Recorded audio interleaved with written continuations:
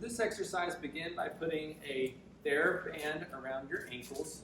Probably a red Theraband will be sufficient at first. You may even need a yellow, but one of the lighter color bands. Then go to lying on your stomach. Try to keep tension in that band so it doesn't roll down. And now from this position, I'm going to focus on my left hip. So obviously you need to focus on whichever hip you have a harder time activating the internal rotators, or the ability for the heel to go out.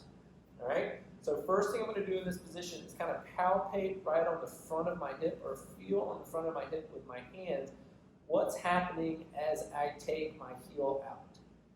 All right? You may not be able to control this very well, and that's okay, but I just want to set your intention to not allowing that hip to drive forward or down into the table. You don't need to hike your pelvis way up, but just kind of feel with your hand, can you take your heel out and away just on the left side, the right side stationary? Can you take the heel away without your hip driving forward into the table?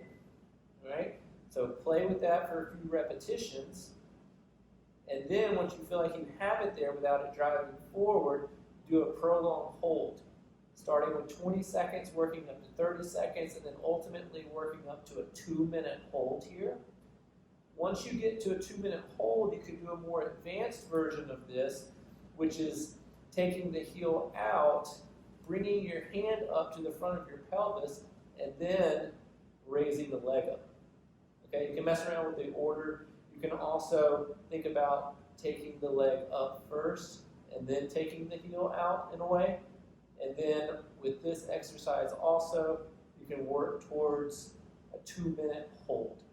All right, so this is hip internal rotation, heel going out, with the Theraband lying on your stomach in prone.